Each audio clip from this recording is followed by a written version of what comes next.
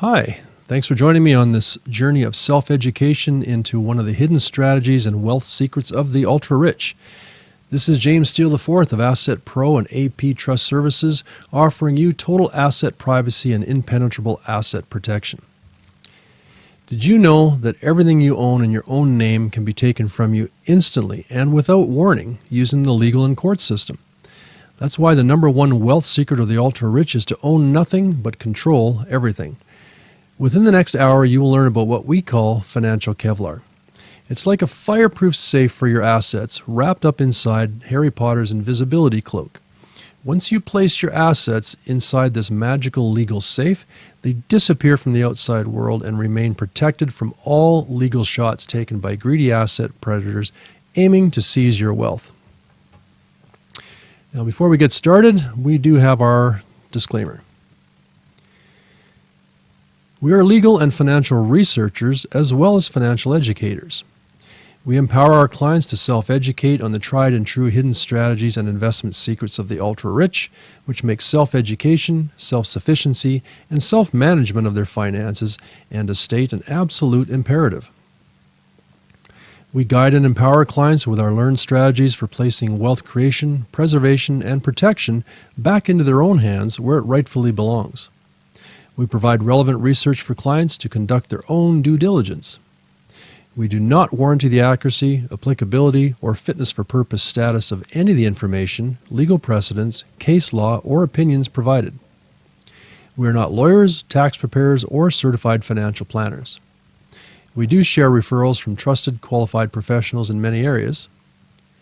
And neither AssetPro, AP Trust Services, our trust creator, any associated program, or third-party person will ever have access to client finances or assets.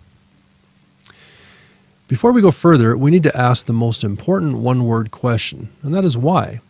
Why should you even consider asset protection? You might believe you are a law-abiding citizen and wouldn't do anything that could attract attention to you. You might ask, what could possibly happen in my life to cause an asset predator to try taking my assets? Well, let's just have some common sense. People can never truly understand the reality of money and how to protect their assets until they understand the harsh realities of the world and how these affect their lives, assets, and protection strategy moving forward. Now, have you ever stopped to consider what some of the most prominent threats are to your wealth? Most people never do until something happens. Now, here are some of the top threats to your wealth which experts at the FBI, CIA, and Department of Homeland Security say are very real. Threats such as financial crises, government seizures, bank bail-ins, inflation, lawsuits, taxes and probate, and of course theft. And there's probably quite a few more. Now, textbooks will say that capitalism is based on the concept of the buying and selling of goods, services, and property. In the digital age, however, the definition of capitalism has drastically changed. The global sum of $70 trillion for all goods, services, and property exchanged is dwarfed by the $1.2 quadrillion value of stock market gambling contracts, also known as derivatives. Now, consequently, 95% of the global capitalist economy today is based on gambling and only involves 5% sale of goods and services. Experts now agree that the 2007 and 8 financial crises was precipitated by the global abuse of a paper market product called derivatives. So Section 716 of the Dodd-Frank Act was written to reform the U.S. derivatives market. Now, alas, after receiving millions in campaign donations from big banks like Goldman Sachs, Congress repealed Section 716 in October of 2013 with similar outcomes to regulations in the UK and Europe. Global banks like Goldman Sachs started it. Governments legitimized it. Now global citizenry like you, me, and our great-grandchildren will fund it into eternity through disproportional increasing taxes and, of course, through what's called a bank bail-in. Now, consequently, U.S. dollar and U.S. trade-dependent countries, especially Canada, are exponentially more exposed than we were prior to 2007. Exposed to what, you may ask? Well, one thing is government seizures. Now, bailouts are what happened during the 2009 financial crisis when outside investors, typically governments, rescue an insolvent bank by injecting taxpayer money to cover the bank's debts in an effort to avoid a collapse of the larger financial system. Bail-ins are when banks use their own assets to keep the bank afloat. That means they use the depositors' accounts, your money, to bail in the debts of the bank. For example, in 2013, depositors and bondholders in Cyprus where more than 100,000 euros in their accounts were forced to write off up to 65% of their holdings, in some cases because the bank literally seized their excess savings to cover the debts of the bank. As unthinkable as they once were, bail-ins and bail-outs have become commonplace around the world. However, unlike the American neighbors who have experienced bank failures, most Canadians think it could never happen to them. Well, the precedent set in Cyprus has repeated itself in Poland, Italy, Iceland, and others, and is being used as a template for establishing bail-in procedures all over Europe, the US, the UK, and now Canada. On August 1st, 2014, the Department of Finance issued the Taxpayer Protection and Bank Recapitalization Regime, which was a consultation paper outlining a bail-in regime applicable to Canada's domestic systemically important banks. You can see the Kaiser Report, SOTT.com, and PressForTruth.ca of why bail-ins and bail-outs don't work. So who thinks bail-ins can't happen in Canada? Who thinks they are likely? Who thinks Canada has a robust economy? Let's talk about inflation. As some of you already know, it's an extremely destructive hidden tax, especially in the middle and lower income classes. Inflation reduces the purchasing power of your money, so you actually become poorer, even with the same amount of money in the bank. This is why the same loaf of bread that cost only 5 cents 100 years ago is now $5. Very little of that price has changed due to the inherent nature of the product, as they like to tell us. Now, suppose, for example, the inflation rate is 3.5%. If you have $30,000 now, in 10 years it will only buy $22,268 worth of goods. If the inflation rate is 5.5%, which is closer to reality, since inflation is often underestimated by the government's official measures, your $30,000 will only buy $17,562 in just 10 years. Now, this should be enough to scare anyone, but then, of course, there's the paper market and the currency markets. Let's talk about lawsuits. There are many types of them indicating legitimate, frivolous, and deep pocket. Here are some examples of their severe outcomes. Now, car accidents. Census Canada estimates there are almost 30 million passenger vehicles using Canadian roads today. Some of the associated risks are increasingly radical weather patterns, more elderly drivers, many new young and inexperienced drivers, more fatigued truckers, and more immigrant drivers with different driving rules and experiences. The concern is that most people in this pileup, like most drivers on the road today, only carry up to $1 million in liability coverage. After an accident, both the vehicle owner and the vehicle driver will be sued.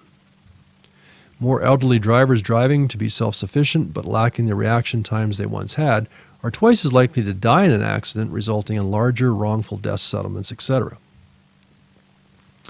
There's many new young and inexperienced drivers who often take more risks, especially young males, and are less skilled at avoiding accidents. Their parents can be found legally responsible financially in many cases. There's more fatigued truckers, many of whom have been owner-operators with minimal insurance coverage, poor maintenance, and time pressures. And finally, there's more foreign drivers who may not understand the rules of the road as well as domestic drivers do. Now, settlements on these accidents can include such things as medical expenses, property damage, lost earnings, and of course, future lost income. So, in short, we have the making of a perfect storm here. Thus, multi-vehicle pileups like the one on screen are likely to escalate in frequency. Now, have you ever wondered what the cost of an average motor vehicle accident settlement might be? Well, we all buy insurance for such an event, but we rarely ask our agent if the coverage would be adequate. So here are some scary real-world examples. Compensation for causing paraplegia averages about $4.2 million, and quadriplegia averages $12.5 million. And then there are other expenses like medical costs for permanently debilitating injuries, another $500,000. Of course, lost wages, $50,000 to $315,000. Major head injuries, $50,000 to $100,000. Psychological trauma, $20,000 to $50,000. Recoverable injuries, $5,000 to $20,000. And let's add in pain and suffering, $10,000 to $30,000. Most serious accident settlements now include a combination of these things and are therefore not covered by the average $1 million insurance coverage that most people have. When insurance doesn't cover such costs, guess who pays out of pocket, often for a lifetime, and that would be you. For instance, a little while ago, 2 victims of an accident on Toronto's 401 settled for $310,000 just for non-pecuniary damages. Both victims sustained severe brain injury, with one placed in a halo after losing mental capacity and the other became a paraplegic. Future care for the victims, lost wages, extensive after-recovery disabilities management, and support for the victims' families mounted additional settlement costs. The total compensation award in this case was $22 million. Now, that's obviously more than the $1 million carried by the average driver in North America. So, where are you expected to raise this compensation? It comes from the sale of your assets and future income from any and all sources. So, you will be paying for the rest of your life. Now, mind you, we're not suggesting the victim shouldn't be compensated. That's a given. However, medical costs are out of control across North America. So, where does one draw the line with extreme settlements? In the last 3 decades, justice has not only been blind, but also deaf, dumb, and plain stupid by awarding such outlandish settlements that bankrupt and make destitute the defendants and their families.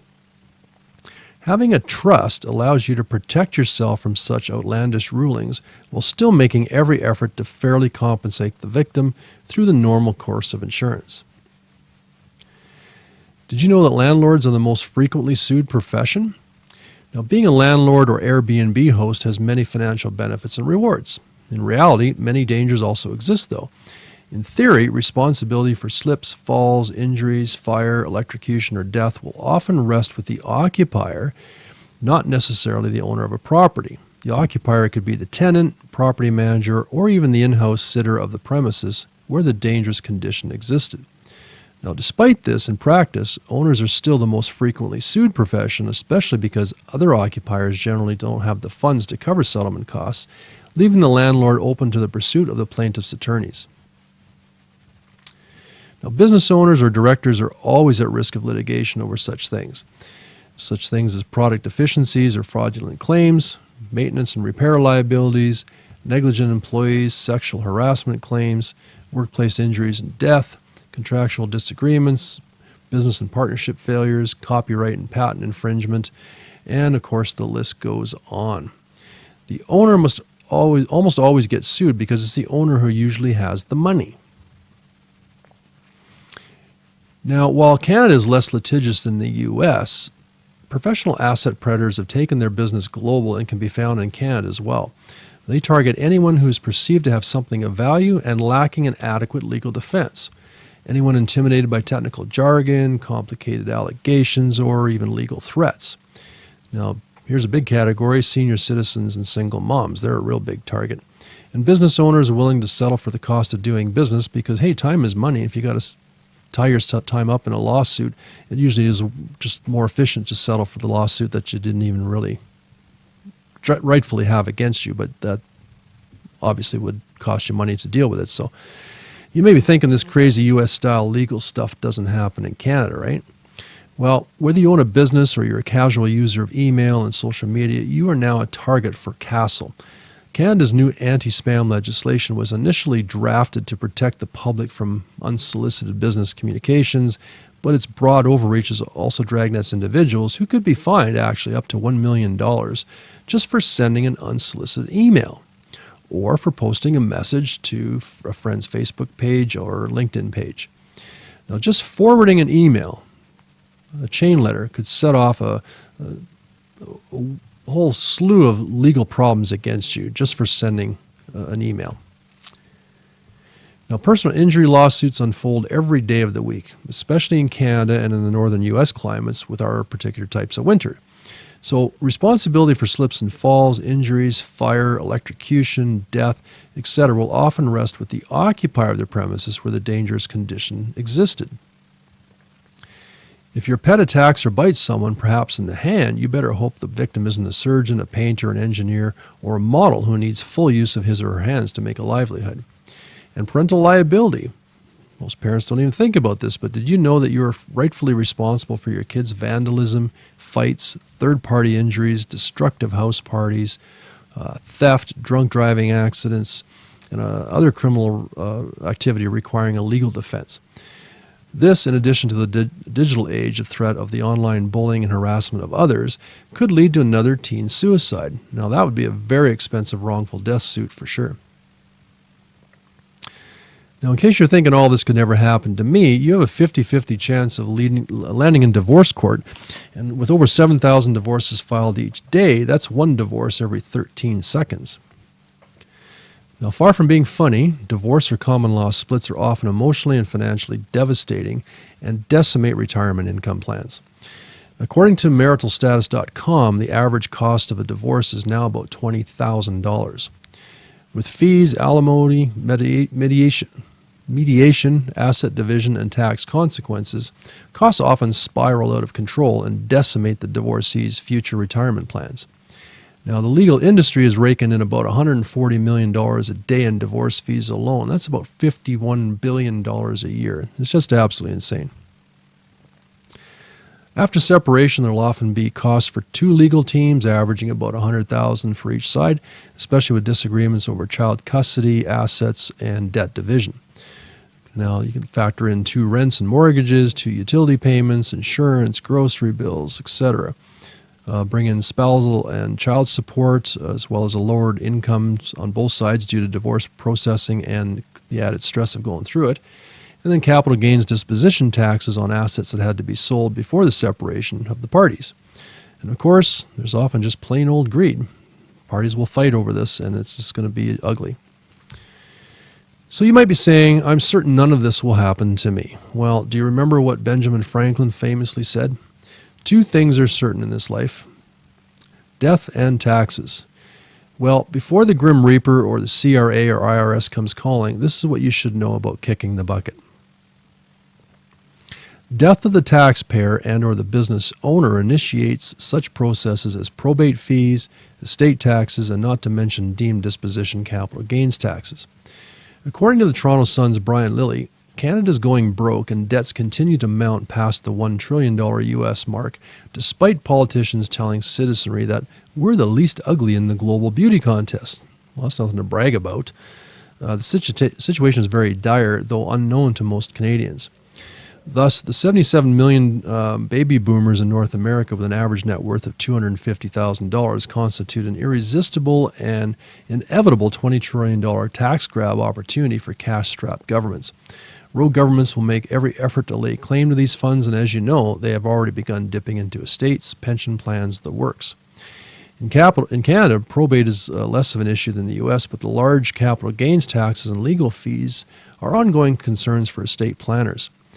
You and your heirs should know that a will can take an average of 15 to 60 months to probate, especially when hung up in court for years by bickering relatives, which has become the norm, not the exception. We'll talk more on that later. Now, we believe the estate and home equity taxes will certainly be introduced in the near future as the population ages and as the government finds new and more inventive ways to relieve you of the burden of your wealth. So, thus, the estate which took you ages to accumulate and which you intended to go to your heirs can be vastly diminished and delayed in court for years as your wishes and testament go largely unfulfilled. Now, here's a recent harsh example of an ultra-rich person who did not plan correctly. So poor estate planning literally moved storm clouds over Sun Life Stadium when Miami Dolphins former owner Joe Robbie left behind a $100 million estate after using, poor statutory-based estate plan put together by a team of supposedly smart lawyers. This turned his vast Dolphins empire into $47 million worth of taxman sushi. His family was further caught up in the shark nets of probate courts for about 5 to 6 years as they were unwinding subsequent tax returns and then from the further disposition of capital assets that were required to pay the new tax bills triggered by the prior year's dispositions, and it just went on and on and on. Now, what a nightmare he left his heirs, I would say, and it was all largely unnecessary. By contrast, since purchasing the franchise for $10 million in 1973, George Steinbrenner run the New York Yankees with a flair and pragmatism that transformed the pinstripes into baseball's foremost dictatorship. Now, when he applied his legendary pragmatism to estate planning, he ensured his family and the franchise's healthy financial future with a trust. Now, upon Steinbrenner's death at age 80 in July 2010, there was no federal estate tax bill because it was off the books for that year. He was able to leave his family, the team valued by Forbes at about $1.6 billion that year, without the typical massive tax bill or years spent in probate court. Here's an example of an average taxpayer's estate windup. Now, let's say this is a Canadian estate valued at $1 million. Probate fees will be roughly $9,750. Add in your legal fees of $15,600. That's about $26,000. Okay, then you deduct capital gains taxes that could run you $50,000 to $250,000, depending on your tax preparer's knowledge of applicable tax rules and his creative arrangement of available exemptions.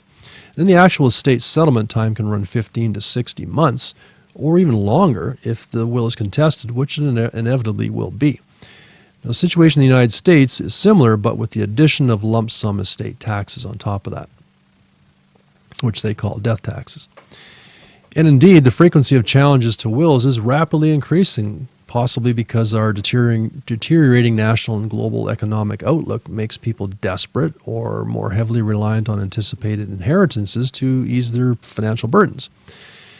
Now, inflation additionally reduces the value of some estates, leading to an increased demand for a diminishing pool of assets. More individuals are choosing to prepare their own wills, leading to a greater chance of an invalid will, creating bitterness and infighting, of course. And we have more and more complex estates now. Okay, but all of this can be resolved by living trust strategy, structured as a contractual business organization in trust form.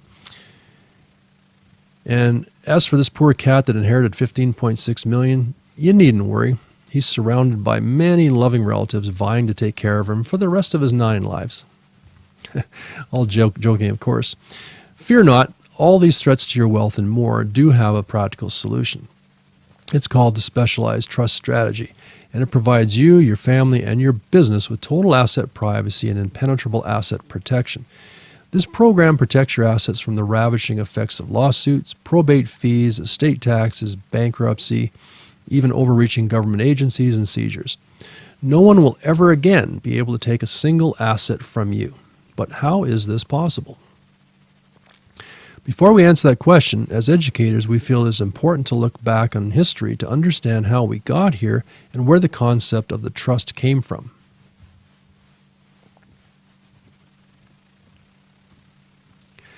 To understand what it is and how it came about, we have to learn from the super wealthy, the originators of the business trust.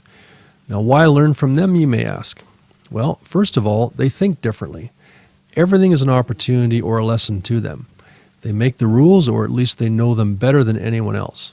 Across the board, the super wealthy invest in knowledge and are always learning, no matter how outlandish the concept. They are defined personally as people who are curious about everything around them, since it may come in handy later. They utilize the laws of the land to their fullest legal and financial advantage. In fact, they typically have a hand in politics, law, and finance, so they can actually make the laws that benefit themselves. And they prize discretion above all else, or privacy, as a better part of value. So who are these super wealthy from whom we are going to learn these money secrets? Is it Jay-Z, Mark Zuckerberg, Bill Gates? No, these are the nouveau riche. We cannot learn from them. Not we can learn from the people they follow. Is it this man, David Rockefeller, who comes from the old money families of Europe? Over 150 years ago, his grandfather actually, John D. Rockefeller, founded Standard Oil. You may have heard of that. And he invested heavily in related industries such as automotive and shipping. In fact, this family is so wealthy they founded the Council on Foreign Relations and the Trilateral Commissions, and they influence U.S. policymaking and elections and have long harbored aspirations of ruling the world. In his memoirs, David writes, "Some even believe we are part of a secret cabal working against the best interests of the United States, characterizing my family and me as internationalists, conspiring with others around the world to build a more integrated global political and economic structure, a one world, if you will. If that is the charge, then I am guilty and I stand proud of it." In fact, the strategy you are learning about today really became public through the 1976 Gary Allen book called The Rockefeller File. But still, the Rockefellers did not invent the trust strategy. No, they learned the art of the trust strategy from old European money. The Rothschilds. No doubt you have heard of them. The world's oldest, richest, and most powerful banking family is also the most discreet. You're never going to read their names in Forbes or Money Magazine's Richest 500 lists because they care so much about discretion that they either own or control the big news aggregators such as AP, Reuters, Forbes, Time Magazine, and others. According to historians, Rothschild wealth and influence is so prolific that they have bankrolled both sides of every war since the Battle of Waterloo. In fact, it was Nathan Rothschild who financed the Duke of Wellington's campaign against Napoleon. Yes, war is big business, and they care not who wins so long as they get to print the money for both sides. Now, almost 400 years ago, they have sometimes single-handedly bankrolled, actually for over 400 years, they've sometimes single-handedly bankrolled railways and infrastructure on every continent, such as the City in London, New York City, and the Suez Canal, the Channel between France and the United Kingdom, construction, shipping, automotives, and manufacturing. They financed revolutions and ideologies such as communism and fascism. They have been seed investors in all major mines on earth. They own the Associated Press and Reuters News to control the messaging. And of course, they control the debt via world banks and governments by issuing the nation's money supplies. The Rothschilds are so stupendously wealthy they have actually bankrolled royal dynasties, including most notably the Prince of Orange, the Vatican, and the current royal family, the Saxe-Coburg-Gothas, also known as the Windsors. They have seed-funded ideologies, capitalism, fascism, democracy, socialism, and communism across the world. It is quite well known that this family has influenced and bankrolled the concept of Zionism and the very creation of the State of Israel via the Balfour Declaration. Now, you may be thinking to yourself, this is all very interesting, but why bring it up? Well, here's why. Because you cannot learn about money from Kevin O'Leary or Donald Trump or even Warren Buffett. Their track records, both losses and gains, scream newbie, nouveau riche. You only get watered-down wisdom from the nouveau riche, which they've learned from the old money families. So if you're serious about money creation, multiplication, and today, of course, asset protection, you do one thing. You study the Rothschilds. Their track record, clandestine as it is, does speak volumes when one finally uncovers them. In a nutshell, historically it all started because global banking, along with gold, silver, and diamond dealing, were predominantly elite Jewish monopolized industries resulting from their willingness to apply usury when it was still outlawed for everyone else. As royal bankers, they officially became known as court Jews, a title you'll still see in the printed Rothschild history today. But such wealth does have its hazards. With such a stranglehold over currency, banking, and real estate across the old, then the new world, it's no wonder that hate and anti-Semitism grew steadily against them for the 15th century onward. Every time, even fellow Jews, especially Orthodox Torah Jews, grew in distrust and animosity against the Rothschilds, something had to be done. All the accumulated Rothschild wealth had to be hidden, but legally and strategically, so the royalty could never seize these trusts for having been deemed illegal. All the accumulated Rothschild wealth had to be hidden, but legally and strategically, and so thus in the 15th century they started evolving the English common law concept of trusts into the modern day business trust which we're presenting here today. They passed along these trust strategies onto one of the biggest agents in the New World, the Rockefellers. By 1911, it was well known and said that Standard Oil is oil. Now, this giant squid representing the monopoly is newspaper artwork from that era, which everyone feared when everyone feared Standard Oil trusts. The Rockefellers became very powerful and were feared for their behemoth trust strategy and Standard Oil's subsequent global oil monopoly. They began to attract competitor challenges, deep pocket lawsuits, and some famous government investigations, such as the Sherman Antitrust Act. You probably heard of that. The Ohio court decision in 1892 mandated that the trust be dissolved and the shares transferred throughout 20 different companies. Although control remained within the same owners, the companies were grouped together as the Standard Oil Interests instead of Standard Oil Trust, and thus began the concept of business trusts. Standard Oil was by no means politically helpless. The company influenced state after state and country after country to revise its laws to help the capitalists and allow the establishment of holding companies, or corporations that can own stock in other corporations. These evasive tactics allowed Standard Oil to maintain its power using the law and national policies to their full advantage. So, as you can plainly see, all the ownership and control still exists very healthily today, securely under the influence of the Rockefellers. In his book, The Rockefeller File, prolific journalist and author Gary Allen talks about this strategy which the Rockefellers made famous amongst the elite. In it, he writes, the key to the system is giving up ownership but retaining control. Most people don't believe they really own something unless they retain legal title in their own name. The Rockefellers know this is a big mistake. Often it's better to have your assets owned by a trust or a foundation which you control than to have them owned in your own name. It's better to live life as a business for the tax benefits and to achieve almost total privacy like the Rockefellers. And that's it, folks. That's the secret of the ultra-rich. Own nothing, control everything. That's the simple solution. That way nothing can ever be taken from you, since you don't own it. Now, if you're not an American, you might be thinking, what does this have to do with me if I'm a Canadian? Well, here's the good news for those on both sides of the border. These laws are available for everyone. Most people are just unaware of them. The super wealthy learn to protect their financial empires using all means which the law permits in order to legally maximize their tax benefits. These same incredible tax benefits are also available to you when you choose to run your life as a business. This is the power of the STS program. Let's now investigate the legalities and validation of the trust structure. The business trust strategy hinges on three concepts. So, what is a pure trust? According to the Law Dictionary, a trust situation involves three parties. The parties are the creator of the trust, the trustee, and the beneficiary. This is also known as the contractual or business trust. It is a legal document, and it is completely different to a statutory trust. It goes on to explain that this trust is simply the case of one person holding the title of property, whether land or chattels, for the benefit of another, termed the beneficiary.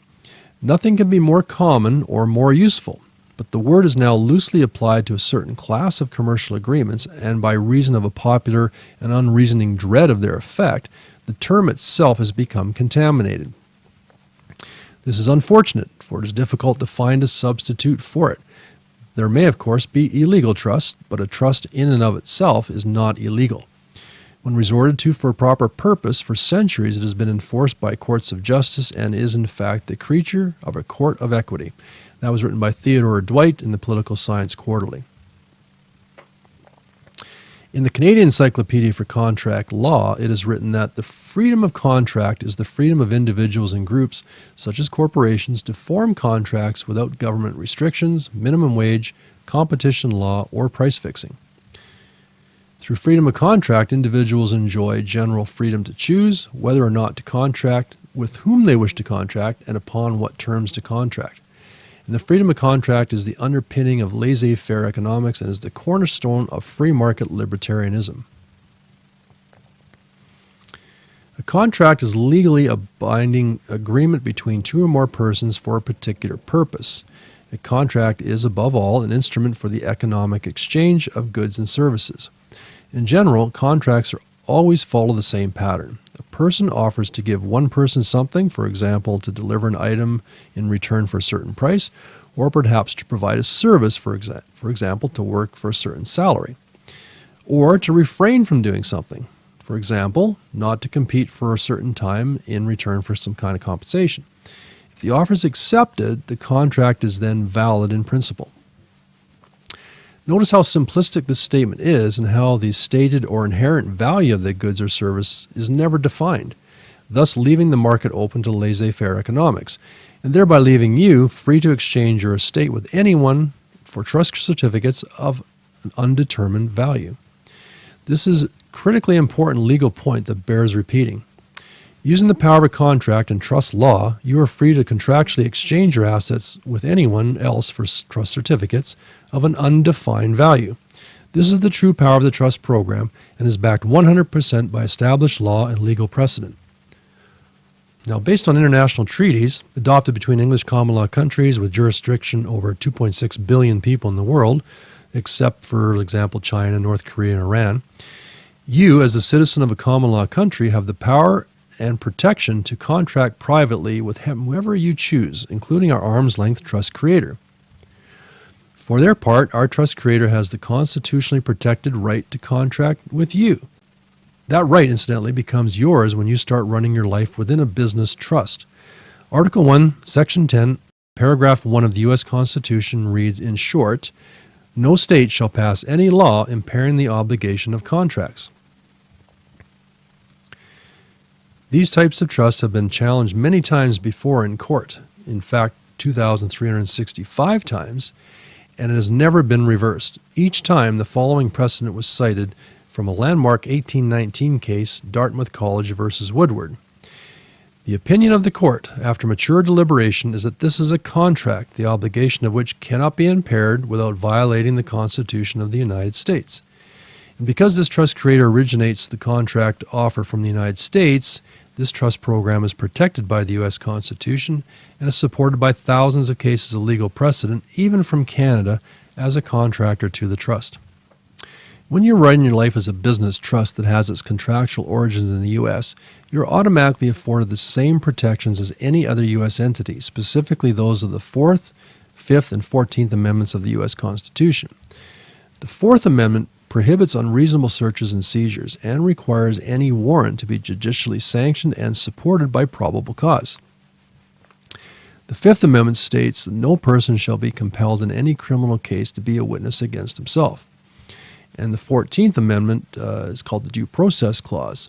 The 14th and 5th Amendments encompass identical doctrines of procedural due process and substantive due process, respectively, guaranteeing a fair legal process when the government seeks to burden a person's protected interests in life, liberty, or property, and the fundamental rights of the citizens will not be encroached upon by government. A business trust is an entity created by a private contractual agreement between private parties for personal reasons. It's not created according to the statutory laws of any state or province. Now, it was originally known as a Massachusetts trust. It was created as a means of circumventing the restrictive rules and regulations of statutory entities, specifically corporations, and it became known as a business trust. The Massachusetts or Business Trust, which is also called a common law trust, is essentially a contractual business organization cast in the form of a trust. Now, it was first referred to as a pure trust in the case of Hecht versus Malley, where the judge opined to its validity by stating, as long as the beneficiaries or trust certificate holders had no ownership in the assets owned by the trust and no control of the trustees. The Massachusetts or Business Trust, which is also called a common law trust, is essentially a contractual business organization cast in the form of a trust. And in Berry versus McCourt, the judge wrote that it is a contractual relationship in trust form. In Schumann-Hank versus Folsom, 1927, the court's opinion was that this type of trust is also sometimes referred to as a common law trust because it finds its existence in the law of contracts and does not depend on any statute for its existence. Now note, because the pure trust derives its benefits from the law of contracts, which are protected by the Constitution of the United States, it has also been referred to as a constitutional trust, contract trust, true trust, and common law trust. On the other hand, a statutory trust is an entity created according to the laws or statutes of the particular state or province in which the grantor resides who is creating the trust. Statutory trusts are controlled by the rules and regulations of the state or province of creation. One of the most frequently used statutory trusts is called a living trust. It has but one purpose, to avoid probate. However, it provides no asset protection. So now we're going to find out what makes our trust program different. Now that you have a solid understanding of the history of trust, why you need one, and the foundational background of trust, let's examine our solution called the Specialized Trust Strategy, or STS for short, or what we call Financial Kevlar. Here we see the contractor, an individual, husband and wife, a business, or even another trust, which is any entity that can be legally entering into an agreement and form a contract. The contractor owns personal property equity, and real property equity. Let us define property. Personal property is tangible, anything that can be touched or moved, such as houses and contents, land, vehicles, etc. Personal property is also intangible property, which cannot be moved or touched, such as investments, businesses, trademarks, employment income, inheritance, old age security, pensions, etc. And then we have personal property equity, which is the economic value inherent in something such as a business's goodwill, the car value less any loans against it, shared ownership in a racehorse, etc. And then we have real property equity, which is real estate holdings, residential, commercial, rental, land, or investment holdings. Now, the actual STS process goes like this. In step 1, the trust creator makes an offer to exchange the trust certificates for the contractor's assets. The contractor willingly accepts this offer and transfers the assets irrevocably into Trust 1, which now owns the assets. The trust certificates have been deemed by the courts to be full and valid consideration in settlement of a contract. The courts have also ruled that the trust certificates have no ascertainable value at the time of the exchange, and this exchange of assets for certificates is not a deemed disposition for tax purposes. The certificates will only be deemed to have a determinable value if and when the trust is ever wound up and the remaining assets distributed to the certificate holders or the contractors, or when the certificates are traded for something of a known value at some point in the future. Further, these certificates are worthless to anyone else other than the certificate holders because the trustees, which will typically be you but not necessarily, or you and your spouse, can cancel and reissue their certificates at any time if the contractor is ever ordered to turn them over to another party. Now, step 2, the trust creates a limited liability company or LLC in the state of Indiana and funds it by transferring both the legal and equitable title to the contractor's former assets to the LLC. This now places the assets into a friendly business environment for easy interaction with the business community and the public. In Canada, LLCs are now legal business entities recognized via the Tax Protocol Treaty of 2007. Because the LLC is the public business face of your trust, it can be sued like any corporation at any time. So in step 3, what we do is to further separate and protect the value of the assets formerly owned by you, the contractor, the LLC duplicates the same process shown in step 1 and offers to transfer just the equitable title or value of the assets it now owns into a second trust in exchange for similar trust certificates. The legal title of the assets stay with the LLC, but the equitable title and value moves to trust number 2. By separating the legal title in the LLC from the equitable title in Trust 2, we can better protect the true economic or monetary value of the assets held by Trust number 2. Now, the example I like to use is you buy a new Acura, for example, and you take out a lease on that vehicle. Well, when you drive that vehicle off the lot, let's say you've got no money into it, you've borrowed the money entirely, 100%. The moment you drive off that lot, you T-bone someone, have a serious car accident, and then you are sued. Now, I'll ask you a question. Who is it that gets sued? The owner of the vehicle, the driver of the vehicle, or the financer of the vehicle? So one is the operator. He will likely get sued for failure to pay attention and cause the accident. The owner of the vehicle, whether that's the same person or someone else, will also likely get sued. Acura Honda Canada Finance will not get sued because they simply own the equity. They weren't driving the vehicle. They didn't give permission to drive the vehicle. They had nothing to do with the accident. So the equitable owner does not get sued, but the owner of the titled property does get sued. And what we're trying to do here is separate that legal and equitable title, which is a legal concept that gives you all the strength to the STS. Now, finally, in step 4, to fully protect the assets owned by the LLC, Trust number 2 now files what's called a Uniform Commercial Code 1 lien, or a UCC 1 lien, which is considered the most powerful lien on earth, which is filed in the United States. In Canada, we file a PPSA lien also. Now, this is a priority position lien filed against the originating assets in either the contractors or the first trust's legal claim to them. In essence, you are acting trustee of Trust 2 are filing a lien against the first trust to legally secure the inherent value of the former assets. Thus, the assets that were initially went into Trust 1 now have an impenetrable bubble or first position priority lien around the assets, and thus nothing can ever be taken from you or the trust. So let's summarize. You, the contractor, give up total ownership of your assets irrevocably to Trust Number 1 that you control but don't own. Legally, you no longer own anything, and thus nothing can ever be taken from you. And since it is an irrevocable contractual exchange, no court can order the trust's assets be returned to the contractor. But you do maintain complete control of your former financial empire. However, since you legally have no ownership of the trust and its assets, the law allows you to maintain complete control of it as the appointed trustee. That's very important. You are the appointed by the Creator. You are not self-appointed. This is critical that you are appointing yourself as trustee. Now, Trust Number 1 then creates a single-member limited liability company that provides a second layer of protection for the assets, which are now owned by Trust 1, and then places those assets in a business-friendly environment for easy interaction with banks, accountants, insurance agents, etc. Trust Number 1 funds the LLC that it just created by transferring the assets it owns to the LLC. The LLC then creates Trust Number 2 to protect the assets it now owns. The LLC transfers only the equitable title or value of its assets to Trust 2 in exchange for trust certificates.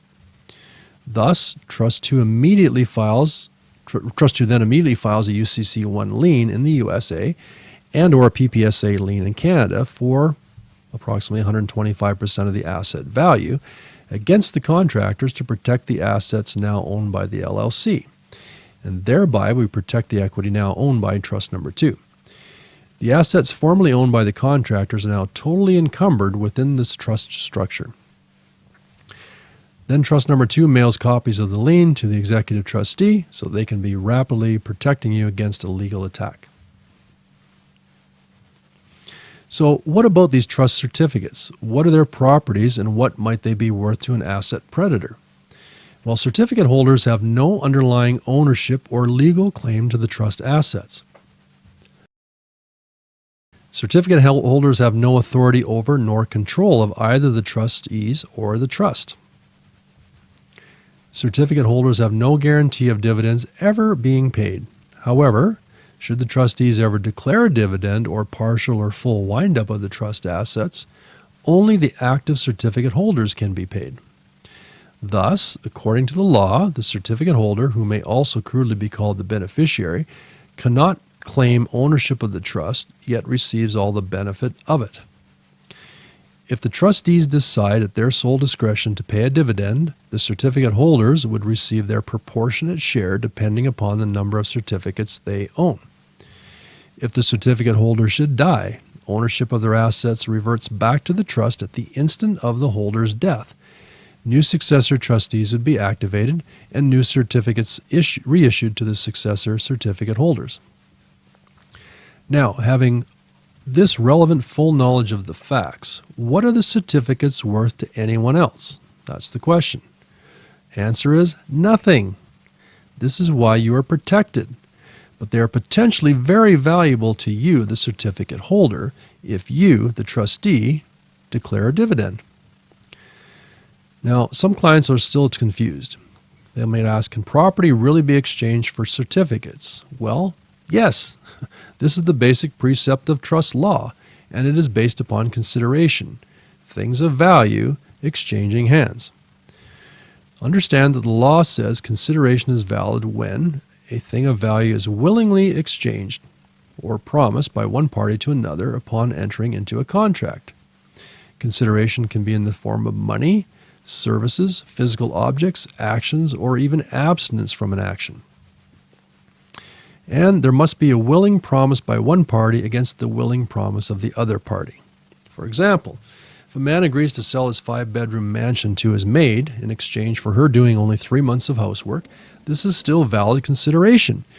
The one is willingly selling under these conditions, and the other is willing to pay for the house under these conditions. Valid consideration is satisfied from both parties, and it doesn't matter what you or a judge or someone else thinks about the fairness of the contract. Were the terms accepted by both parties and something of value offered in exchange. That's it.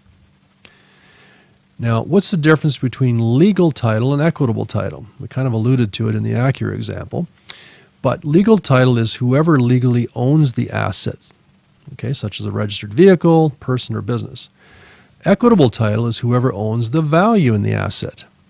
For example, the lender of a loan secured by the asset, or the lien holder, like the Royal Bank of Canada or General Motors, or the title owner himself, if it is free and clear, or if he has equity in it.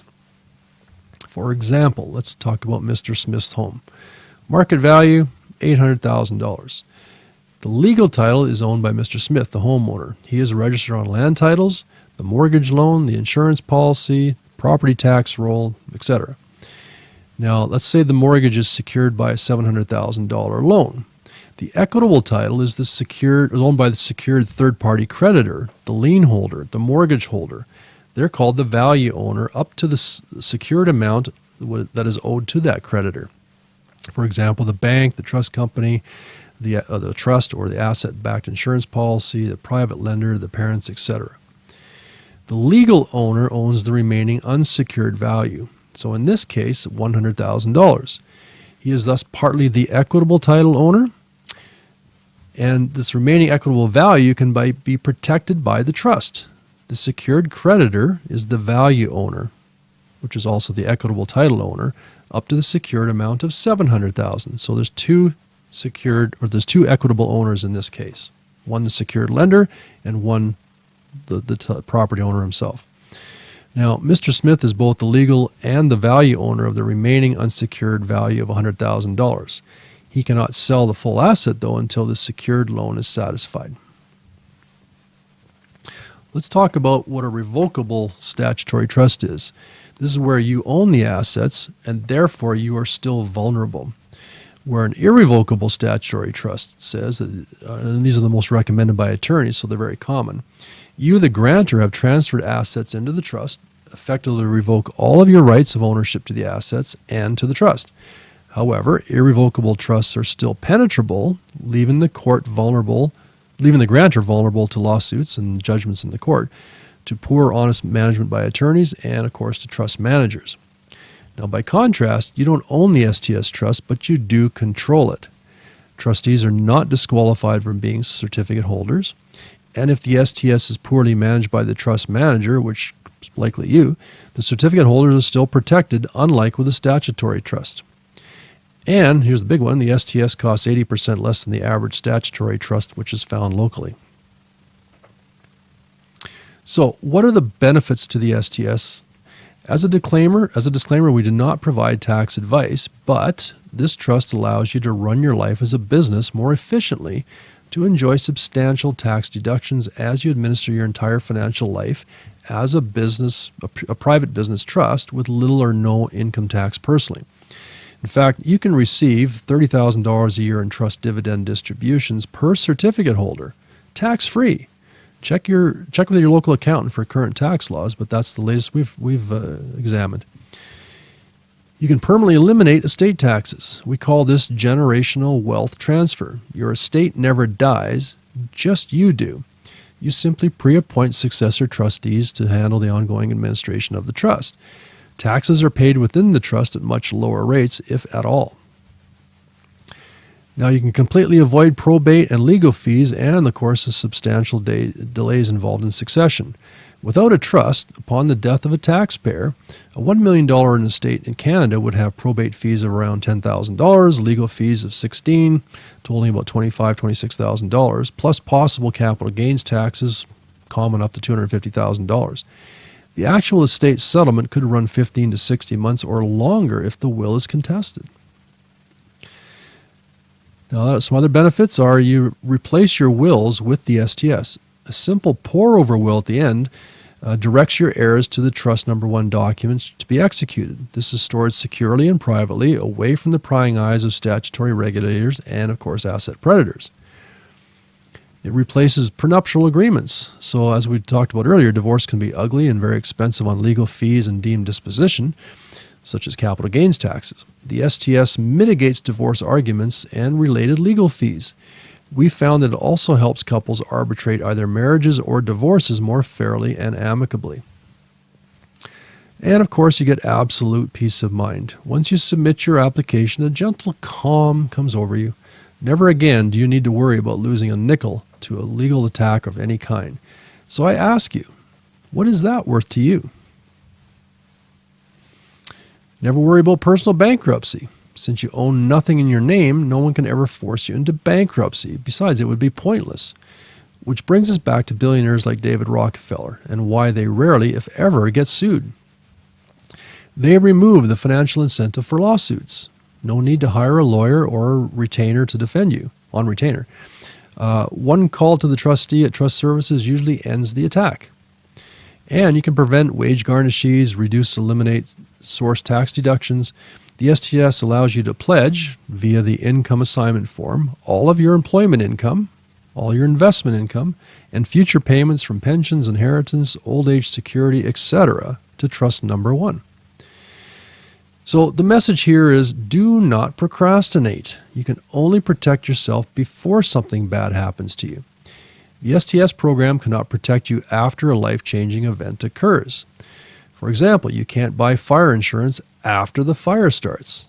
If you try to protect your assets after something bad happens, the court will most likely rule fraudulent conveyance and order the assets you transferred to trust number 1 be returned to you so they can be used to satisfy the judgment. As Victor Kine, nation is opportunity's assassin.